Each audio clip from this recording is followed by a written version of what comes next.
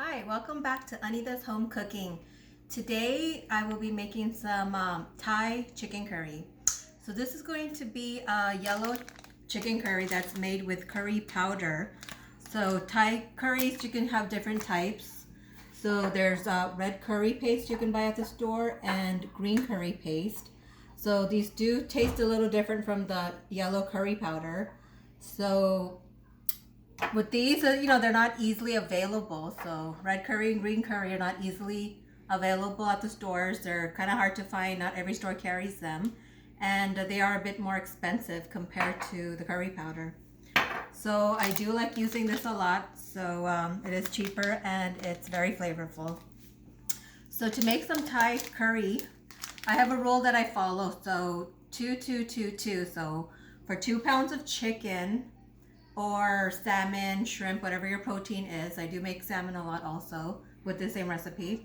So 2 pounds of the protein you're using, 2 tablespoons of brown sugar, 2 tablespoons of fish sauce, 2 tablespoons of the curry powder, 1 can of coconut milk, and lemongrass. So this you can find in the produce section of your store, but if this is hard to find or they're out that day, you could substitute some lime. So you can take maybe a tablespoon of lime juice and zest from this, or just lime juice. So this is a good substitute. And some green chilies for the heat. So remember, this is not spicy at all. This is not Jamaican curry powder. This is just regular curry powder. And this I used to just like to put it in something else. So I have it in a jar over here, so easier to use. These are the essentials to making this curry dish. So if you have just these ingredients, you can make a yummy dish. Okay, now these over here are extras. So because we're not using a curry paste, we can just add some extra flavor. So I have like 3 cloves of garlic. I'm just going to use maybe about 1 inch of this ginger that's previously frozen.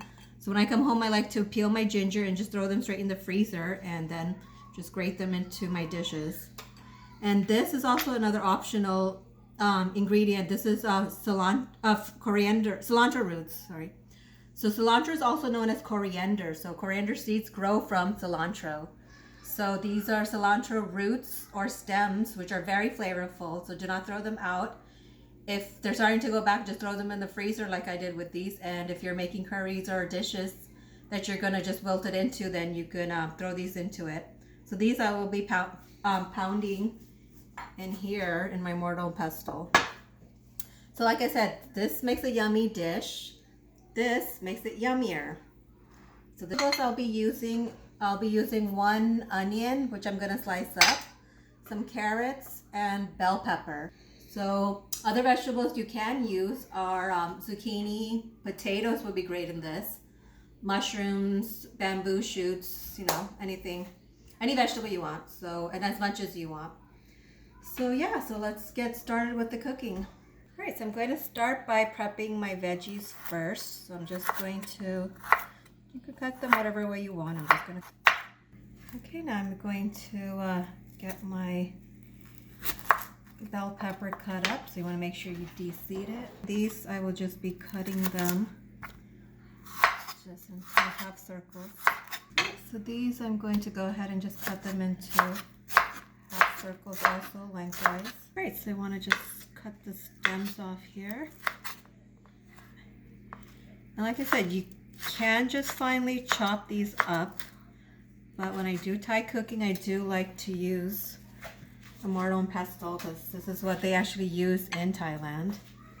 Okay, and just careful when you're smashing these. Peel it and throw it right in there.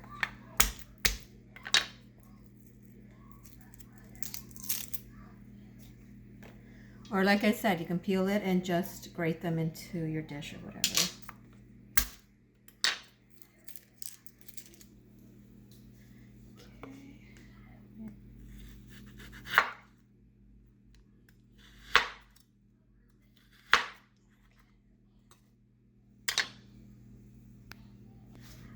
Alright, and this I'm just going to throw the whole thing in. Alright, and I'm just going to get these smashed up Just want to gather them together and keep them ready. And here I have boneless, skinless thighs that I just cut up into, bite-sized pieces. So you can just make them whatever size you want, strips, whatever.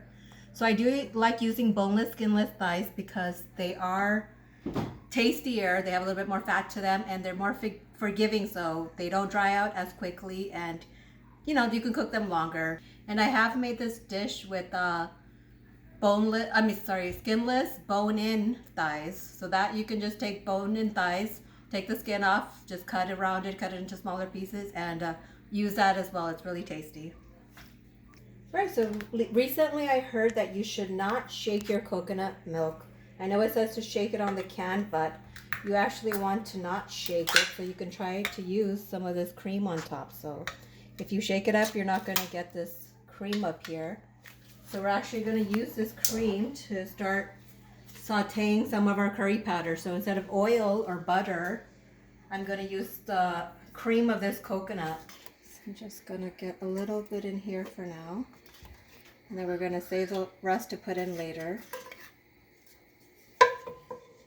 So right now I have this about on medium heat.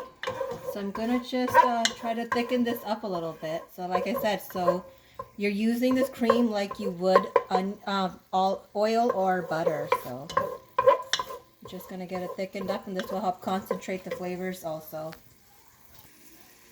Alright, so I'm going to be putting in my 2 tablespoons of curry powder. Okay, so notice I didn't do it exactly to the T, so. And I forgot to mention, so like I said, I use about 2 pounds, but this is a little bit over 2 pounds, like 2.2. So it's not a big deal if you don't have exactly 2 pounds. That's the thing about cooking. You don't have to be totally exact, and adjust along the way. Cooking is not like baking where you have to be very precise and have things measured out exactly.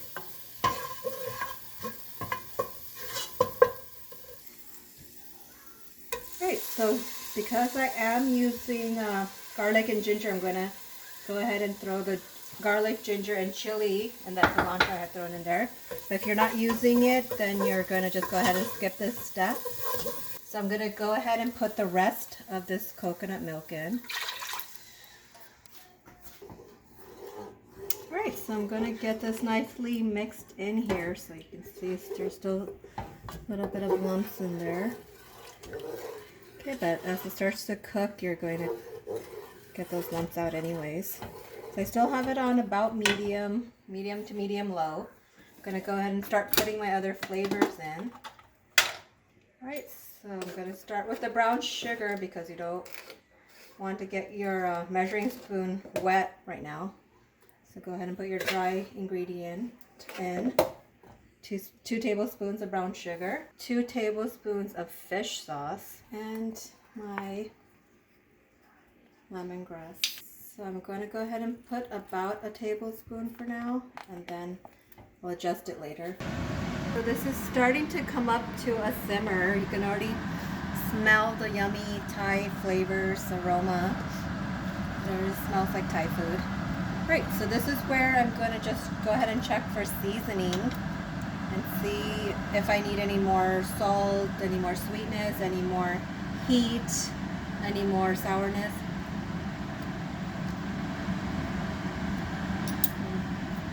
It definitely tastes good, but I might put in one or two more chilies just because I like spicy food, and I feel like for me Thai food needs to be spicy. So a little bit more chilies, but not so much that the kids can't eat it.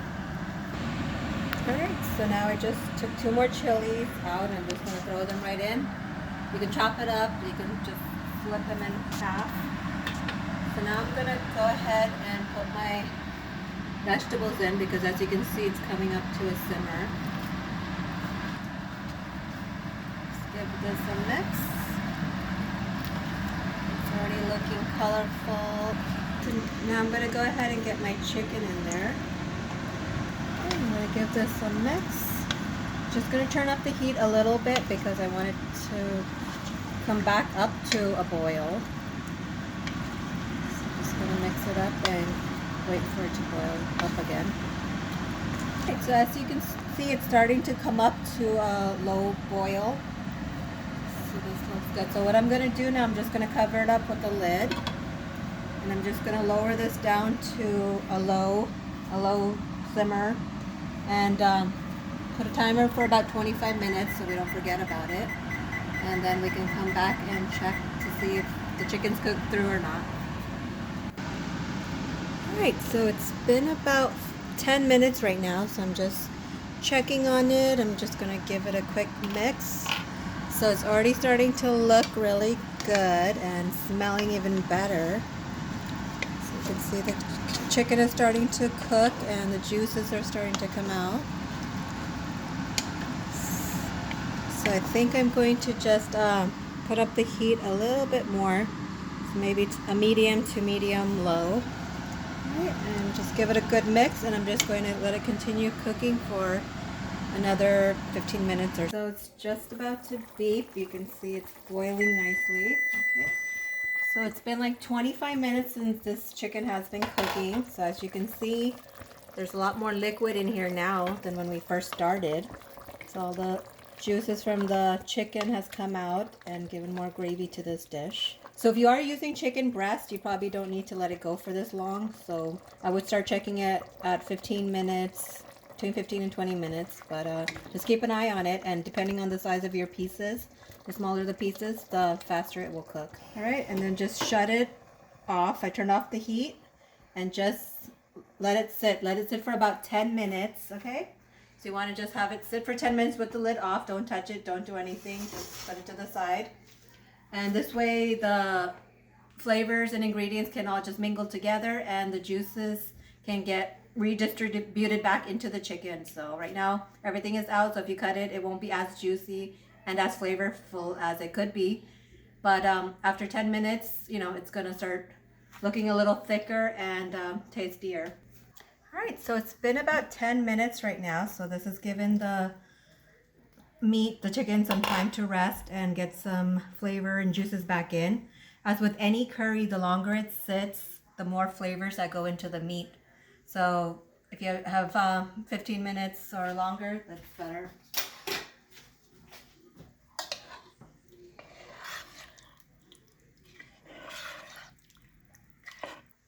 Alright, so I just plated some of this yummy chicken dish, the Thai chicken curry up. And this is best served with some steamed jasmine rice, which I have cooking in my rice cooker right now. Or any long grain rice or white rice, whatever rice you have on hand. If you don't have any rice or you're not a big rice eater, you can eat it with some rice noodles. So I just have some pad thai noodles here, some vermicelli noodles. These are thinner. So any of these would work also. Just follow the directions on the back. But like I said, rice would be best, and I hope you guys really try this dish out because it's really tasty. It's delicious. A lot of my friends and coworkers are always asking me for the recipes, so please give it a try. Please like the channel and subscribe and share with family and friends, and I hope to see you in the next video. Thank you.